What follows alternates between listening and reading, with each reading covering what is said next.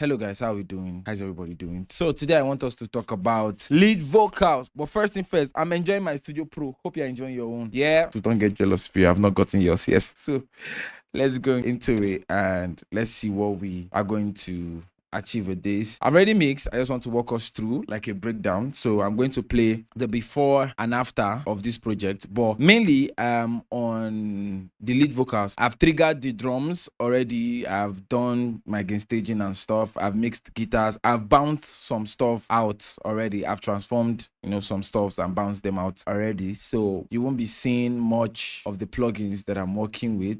So let's see what's up with this. So first thing first is, I don't know what to name this particular tutorial. Maybe you name it for me, but I want us to focus on lead vocals and how I get my lead vocals to sound professional, even if it is recorded live in church or a service where we have multiple instruments playing. If we solo just the lead vocals, so you'll be hearing those shakers and stuff. Let's see. Let me go to the vocal boss. Okay.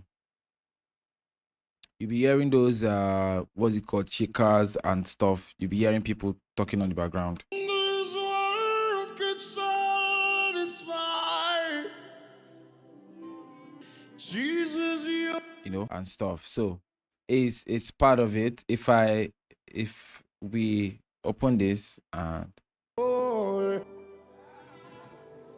so that's example of what I wanted us to see.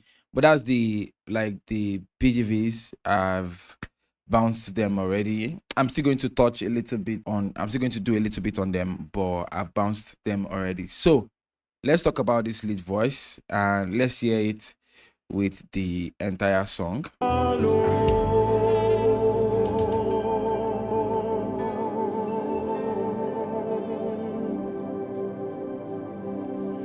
Who is like you, Lord, in all the earth? Yes, sir. Much love and beauty, endless worth. So that's the BGVs with all the process. Let's listen to it without it. Nothing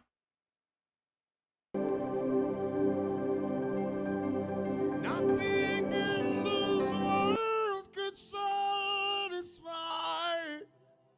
Yep, so it was also a pretty good recording. So we just used EQ, compression, saturation to make it sound the way it's sounding. So first thing first, let's start with number one. Number one on my list here is the auto tune, key of C, humanization on 100, just minimal setup.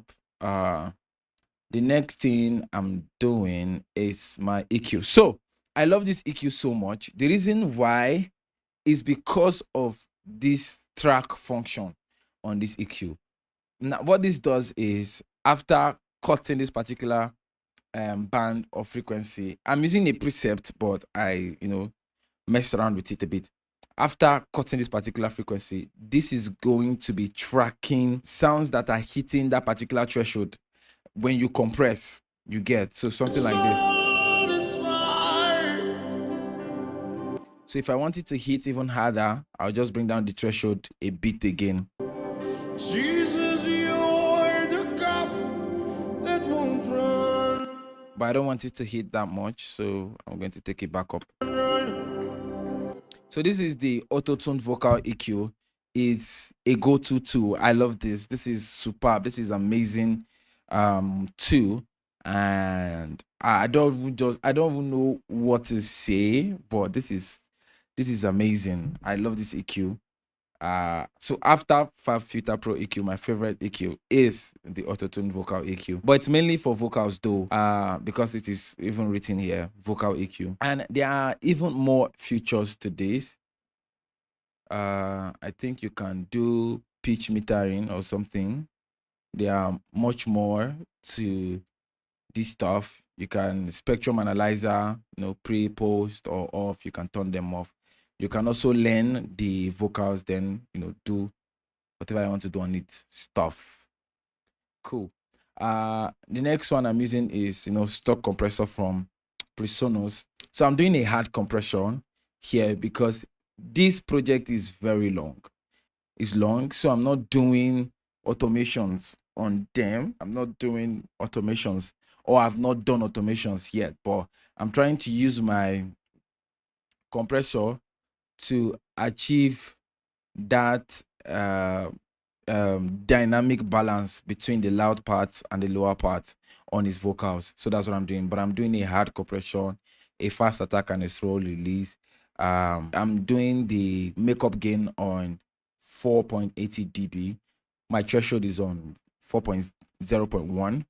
My nail is on 99.38. So that is pretty much everything on this compressor. So when the vocals hit very hard, I'm having around 5 dB of gain reduction, which is cool. So around 5 to 6 dB ish of gain reduction. So okay.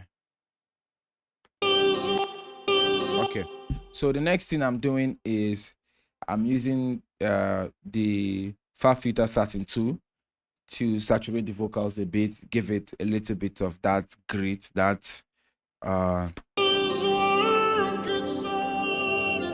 to make it more present, like I'm listening to him live on stage, but I'm just wearing my monitors to hear him. So that is what I'm doing with this. Nothing serious. I'm using a preset from Saturn 2, which is this saturate and color O or 0. Then messing around with the tone. Then I added bands. Then I increased the high level or plus 2 dB a bit. Then dynamics 0.055. Then just play around, listen to it, and get it to sound what I want it to sound like. Then I'm using the Pro R3. Pro R, not Pro R3, Pro R. This is the third time it appears on this project. That's why it's writing 3 there. So if you've been following me on this channel, you know that I usually just don't do too much with the Pro R3, especially when I'm applying it directly on a vocal chain. I don't usually do too much on it. I just do a little bit and I let it shine, I let it breathe. Yeah. So this is what we'll do. Sorry, my bad. Let's do a before and after of every single plugin. So let's start from this guy. Okay, of this guy. Autotune Pro is Autotune Pro. We know what it does. So let's start from this guy.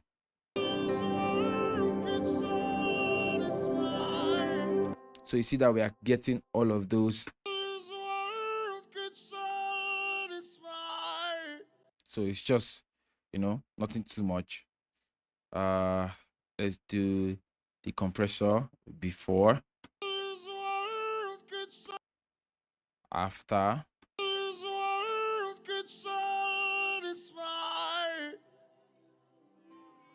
Jesus, you're the God. So very, very minimal saturation before, after. Jesus, you're the. Yeah, that grit, that I love Satin 2. If I'm not using the Satin 2 for my vocals, I'm using the Magma 2 from Waves. That is also a go. Just play around with the tone and the beast knob, and get it to sit where you want it to sit. Let's listen to this guy. Now, why I always do this is because I usually like to make sure that my vocals is in a certain kind of room, sort of, and I wouldn't want to be using other kind of reverbs to achieve that. I like to do that with the Pro R because for me it's just cool, and I like the fact that I can manipulate and toggle around with the space and the character of the reverb if I want to. So that's why I usually use this guy most of the time.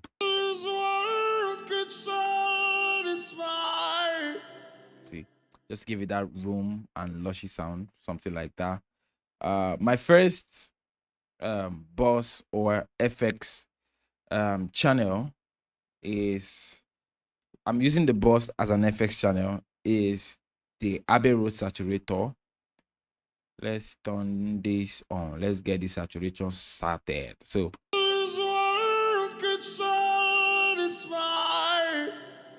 with it, so more presence, more grit on the vocals. So then I'm sending again to H delay from waves. This before, this after. So I'm using the ping pong mode, and I'm using the host because I'm not, I'm mixing on 120 BPM. So I'm using the host so I can be able to mess around with the feedback and delay and stuff. So the high pass and the low pass, I left it like that. Rate the way it is. Depth is also the way it is. I don't want to do too much on it. Yep. So I have the CSR plate reverb from IK Multimedia. Somebody will ask, why aren't you using the Valhalla plate verb? It's just perspective and what I want to hear at the point in time. It's not like that one is no good, but there's something that I want to hear. There's this sound I don't know how to explain it, but maybe when you hear, try and use both verbs, you'll be able to understand what I mean.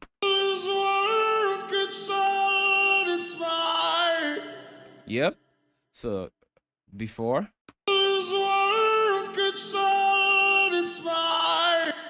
So after. Perfect. I'm not doing too much. Very, very small. Very, very minimal. Yeah. Now the next thing is the Valhalla plate. Valhalla reverb. Sorry.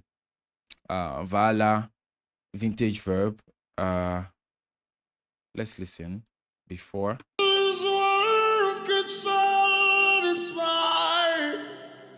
Yep. Jesus, you're the cup that won't run. So my low cut is like on the way it is. My high cut is also the way it is, around 800.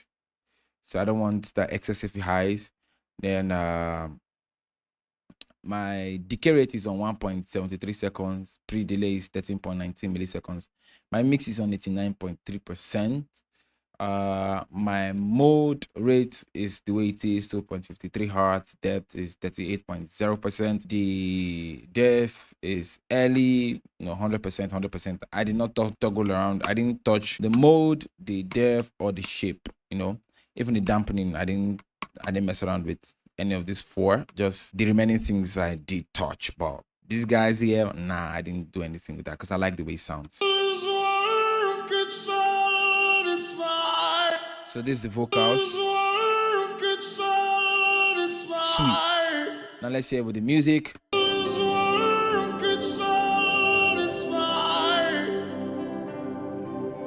Jesus, you're the cup that won't run.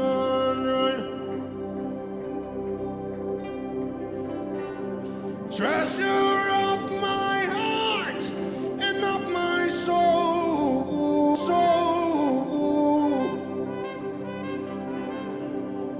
In my weakness, you are merciful. Redeemer of my past. Very, very good. Let's go to where the entire music was pumping. Okay, I think somewhere here. Your presence is heaven. You to be known. We worship you.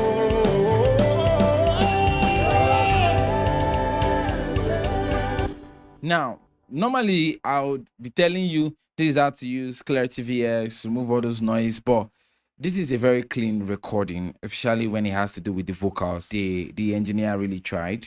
Your presence is heaven. There isn't too much of that bleed that I would want to do away with, so it's just I want a little bit of fresh air or brightness on the BGV. Your presence is heaven. Your presence.